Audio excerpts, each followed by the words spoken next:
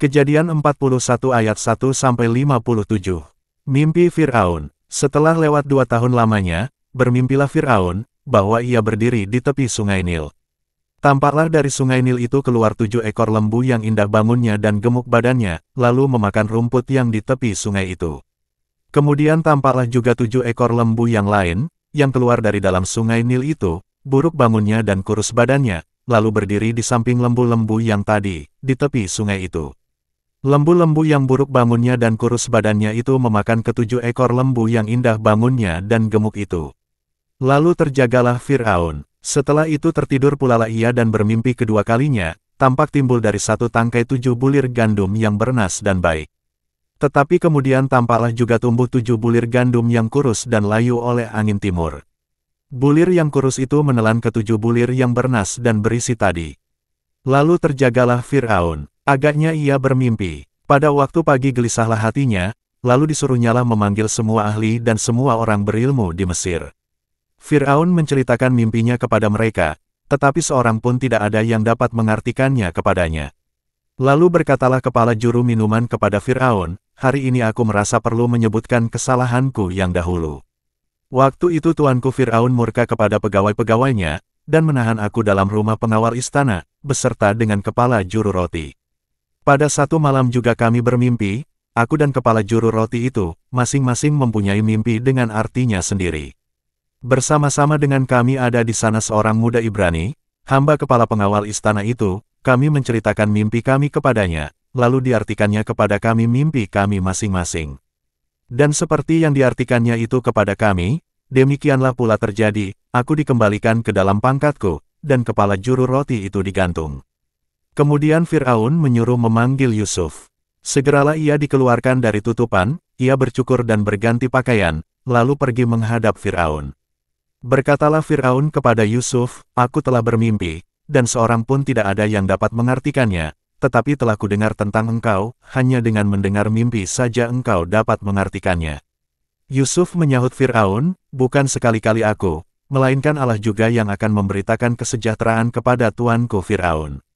Lalu berkatalah Fir'aun kepada Yusuf, "Dalam mimpiku itu, aku berdiri di tepi sungai Nil.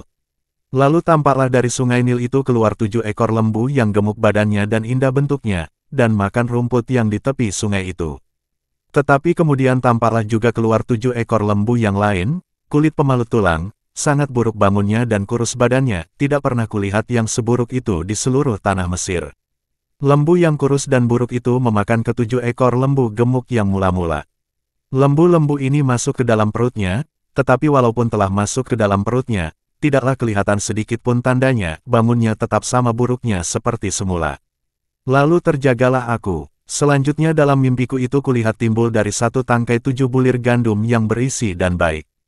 Tetapi kemudian tampaklah juga tumbuh 7 bulir yang kering, kurus dan layu oleh angin timur. Bulir yang kurus itu memakan ke-7 bulir yang baik tadi. Telah kuceritakan hal ini kepada semua ahli, tetapi seorang pun tidak ada yang dapat menerangkannya kepadaku.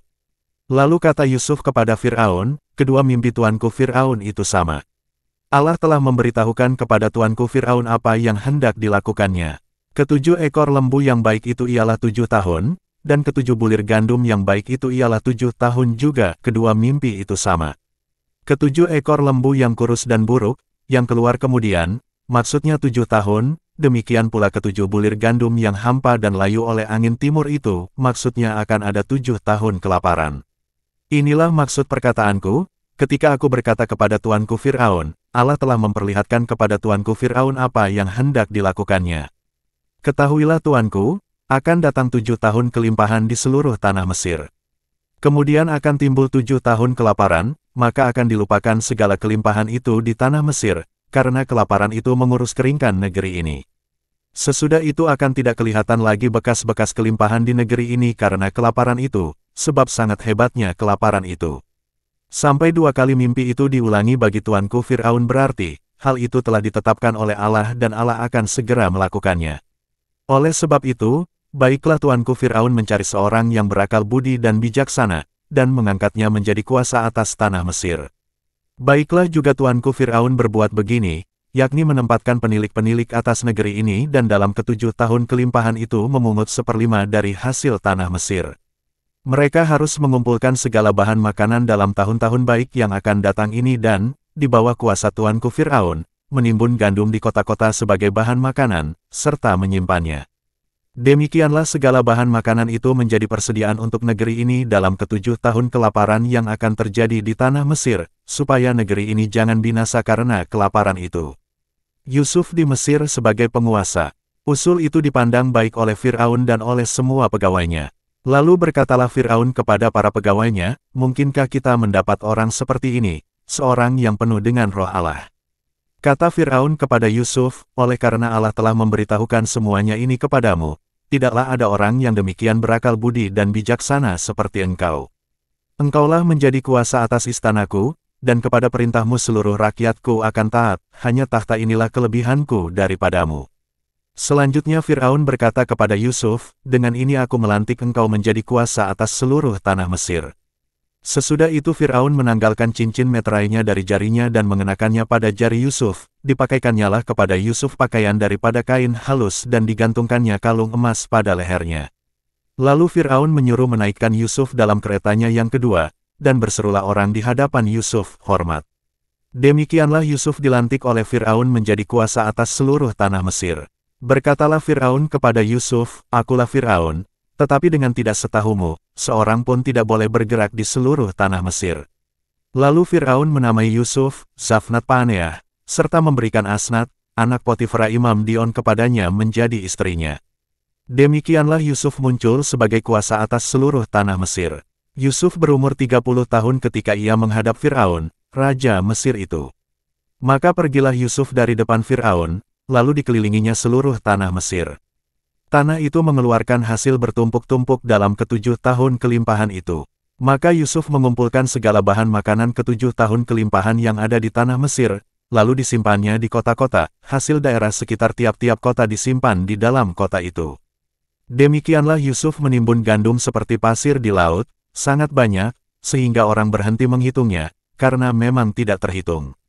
Sebelum datang tahun kelaparan itu, lahirlah bagi Yusuf 2 orang anak laki-laki, yang dilahirkan oleh Asnat, anak Potifera, Imam Dion. Yusuf memberi nama Manasye kepada anak sulungnya itu, sebab katanya, Allah telah membuat aku lupa sama sekali kepada kesukaranku dan kepada rumah bapakku. Dan kepada anaknya yang kedua diberinya nama Efraim, sebab katanya, Allah membuat aku mendapat anak dalam negeri kesengsaraanku. Setelah lewat ke-7 tahun kelimpahan yang ada di tanah Mesir itu, mulailah datang 7 tahun kelaparan, seperti yang telah dikatakan Yusuf, dalam segala negeri ada kelaparan, tetapi di seluruh negeri Mesir ada roti.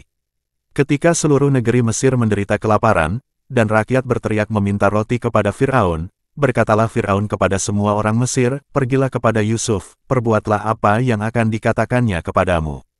Kelaparan itu merajalela di seluruh bumi. Maka Yusuf membuka segala lumbung dan menjual gandum kepada orang Mesir, sebab makin hebat kelaparan itu di tanah Mesir.